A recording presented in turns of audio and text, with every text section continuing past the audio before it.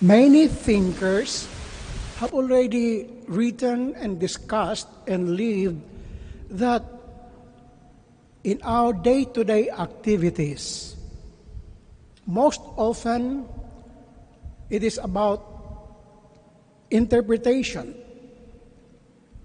What we try to understand depends so much on how we interpret, or also other way around.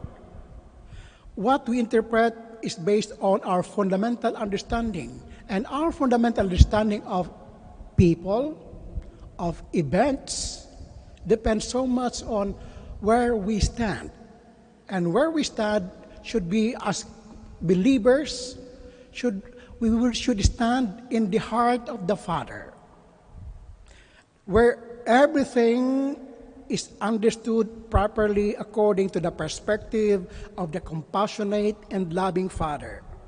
When our day-to-day activities, when our capacity to hear, our capacity to see and understand is based on that fundamental relationship with God, then we tend to be more understanding, more compassionate, because we are coming from the Father.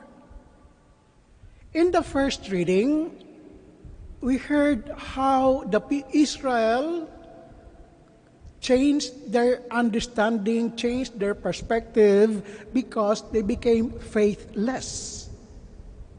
And because of that, they were not drawing water from the wellspring of life, but from their own, and suddenly it became empty.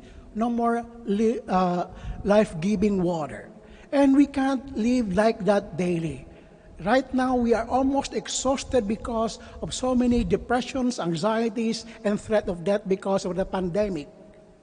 This is a tremendous call for us to go back again to God, where we can draw life-giving water, so that everything that we move now, the things that we say, the things that we see, the things that we understand should come from the life-giving water which is coming from God.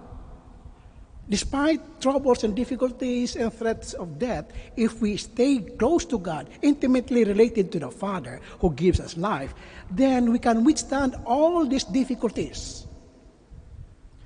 And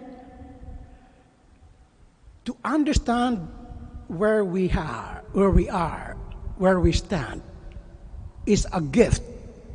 And we can only open up to God who gives us everything if we have faith. And faith is also a gift. So that makes us so humble. The threat of life, the threat of not understanding, the threat of being separated. All these things can be understood in the context of the love of the Father for us. If we don't have that enough, we pray.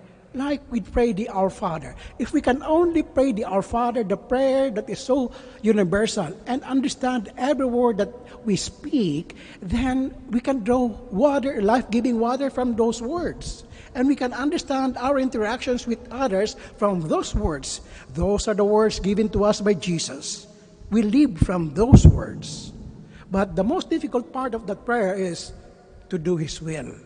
And our difficulties today is an invitation that we have to do His will. So that doing His will, we can evoke others that in their lives there is God, there is life, there is faith, there is compassion.